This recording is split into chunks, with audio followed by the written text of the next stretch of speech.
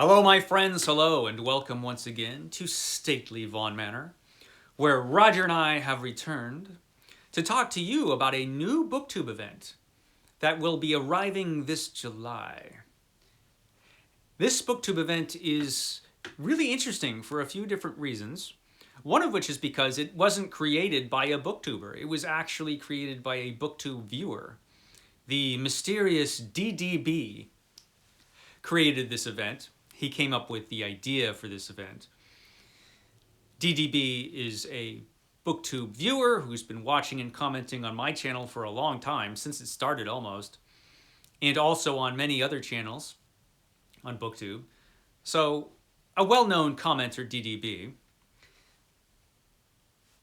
And he came up with the idea to do this event, BookTube at War. BookTube at War, where we examine books, read books about war, fiction books about war, or stories where war is an essential part of the background of the story. It's an interesting idea because so many books are written about war or with war being an essential part of the story. War, unfortunately, doesn't seem to be something that we as human beings can get past. It seems to be an ever-present part of human history.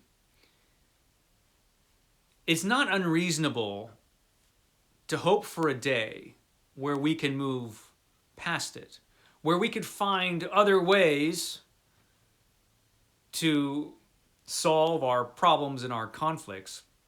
You would think we could become mature enough as a species where war would be unnecessary, but not so far, no.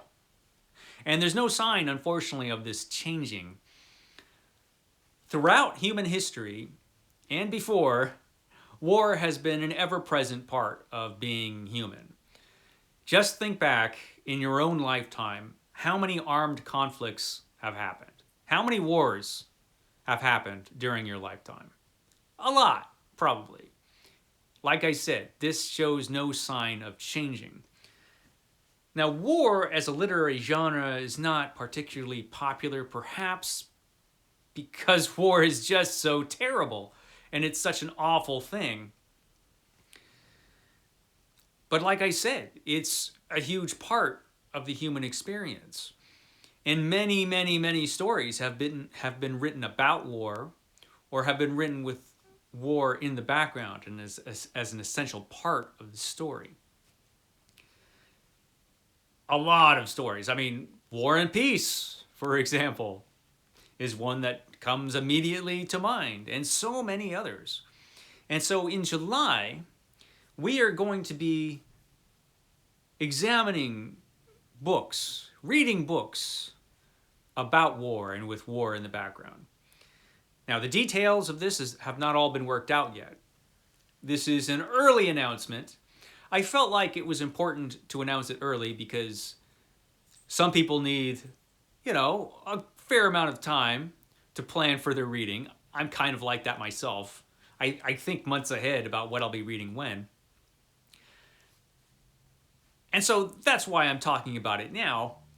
There will be other videos closer to July that will provide the details and all the booktubers who will be involved. There's a few, it looks like, that are going to be involved in this event. And so I've been thinking about it, and I've been thinking about what I'm going to read, because there's so many choices. I mean,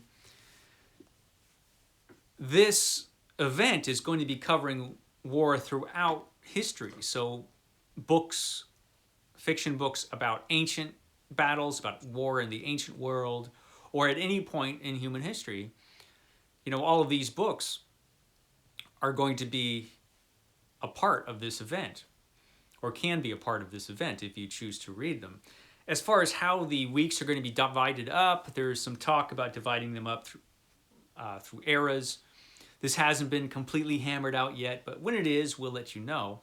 But I was thinking myself about the different things that I might be reading, and I've come up with a few different ideas.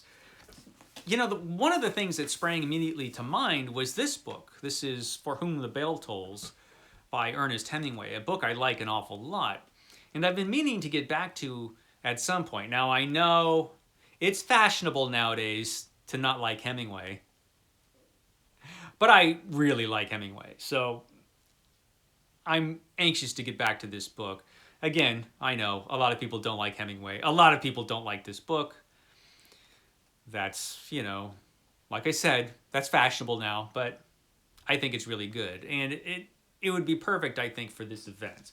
There are some other things I've been thinking about. There are so many different books you could read for this event. Another one that springs to mind is, for me, Sergeant Rock.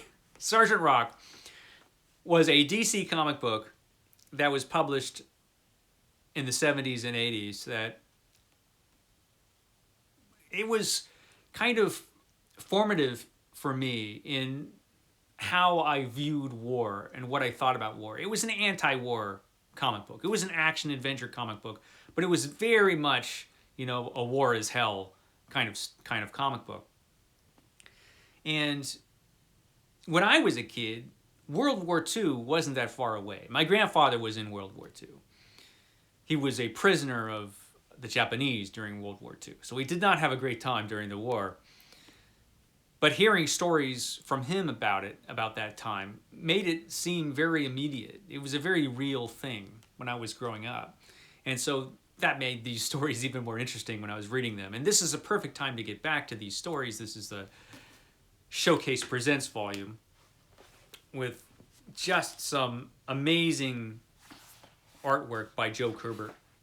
Just great stuff. So I'll be reading this. I also have a couple other things sitting around. I've got actually a couple books by James Jones. I found this one in a free public library the other day. A little free library. I found this. And it's probably a little long, so I'm not sure I'll actually be getting to this one, but I have another book by him. I have this old paperback of The Thin Red Line by James Jones, which I might actually read. This is a very famous war novel, and so, yeah, I might read this one. We'll see. There are literally just so many choices. I mean, there's The Winds of War, for example. Just so many. So I haven't completely decided yet. Before the event actually shows up on the scene, I will have a TBR for it, and I'll talk more about it. One thing I know I'm going to read, this is another exciting thing I got the other day, was Blazing Combat. This was a comic book that was written by Archie Goodwin and was drawn by a lot of different artists. And the artwork in this comic book was just incredible. It only lasted 4 issues. It came out during the Vietnam War, and it was a very anti-war comic book.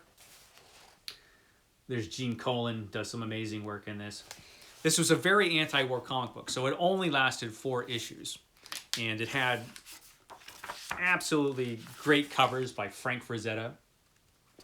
But it was pulled from the stands. It was discontinued, banned, because of its anti-war stance. It was a very anti-war comic book, which was being published during the Vietnam War. And so this only lasted 4 issues, but 4 incredible issues from what I see. So this is definitely going to be one of the books I read. And of course there is All Quiet on the Western Front, which is another book I'm really thinking of reading. I have a copy of this somewhere in the manor, but that's definitely one I want to get to as well. So there are so many different options for this event. And it's going to be a really interesting one. It's going to be a really interesting event.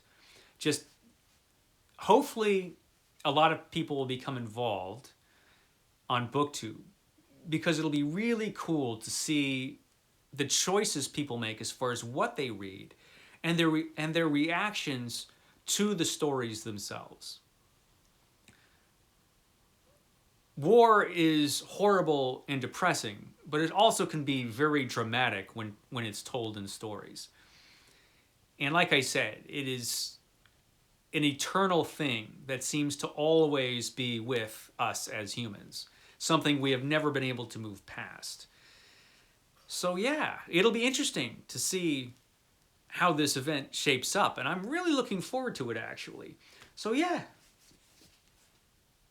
BookTube at War, coming to you in July. I will talk to you next time.